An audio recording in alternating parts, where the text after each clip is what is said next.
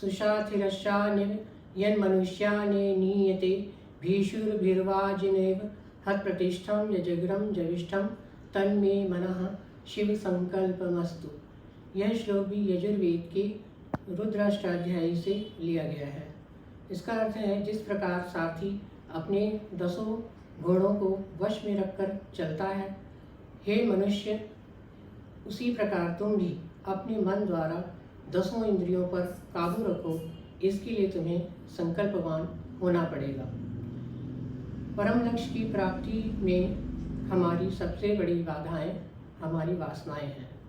यदि हम विषय वासनाओं का चिंतन करते रहेंगे, उसमें पड़े रहेंगे, तो हम उसी में फंसते चले जाएंगे और हम एक के बाद एक विषय वासनाओं की पूर्ति के लिए हम अपनी इंद्रियों की विषय वासनाओं की पूर्ति में लगे रहेंगे। उनके पदार्थों को जुटाने में ही एक के बाद एक हम लगे रहेंगे और हम पतन की ओर जाते रहेंगे।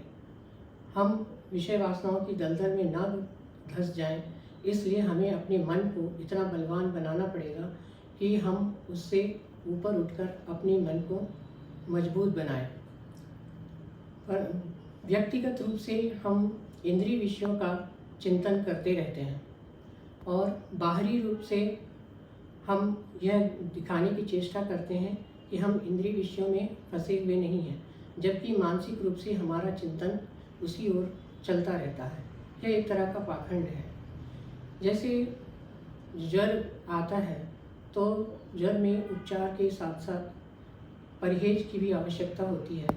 उसी तरह से हमारे मानसिक स्वास्थ्य को अच्छा रखने के लिए हमें मानसिक स्वास्थ्य को मजबूत बनाने के लिए विषय वासनाओं को दूर भगाना पड़ता है, उनसे ऊपर उठकर सोचना पड़ता है, तभी हम एक अच्छा जीवन जी पाते हैं और विवेकी बन पाते हैं।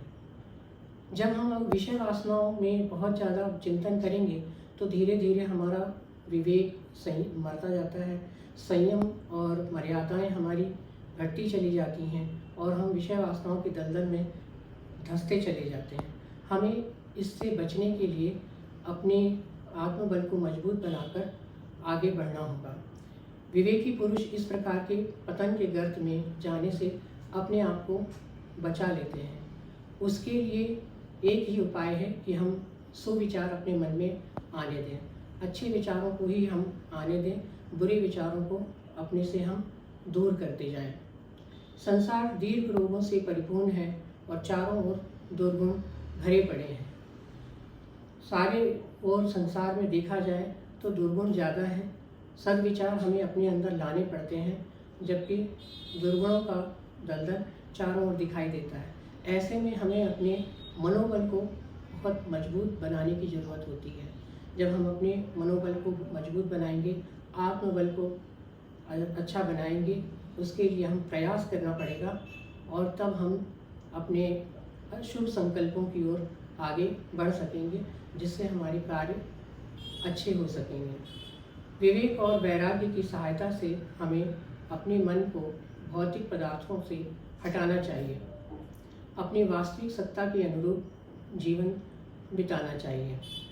हमारी कोशिश होनी चाहिए कि हम विवेक और वैराग्य के द्वारा इन बुरी विचारों को मन में आने ही न दें, अपने आत्मबल को इतना ऊंचा उठाएं कि इंद्रिय विषयों में हम न फंसने पाएं और हम अपने परम ध्येय को प्राप्त कर पाएंगे, जिसके लिए हम संसार में आए हैं।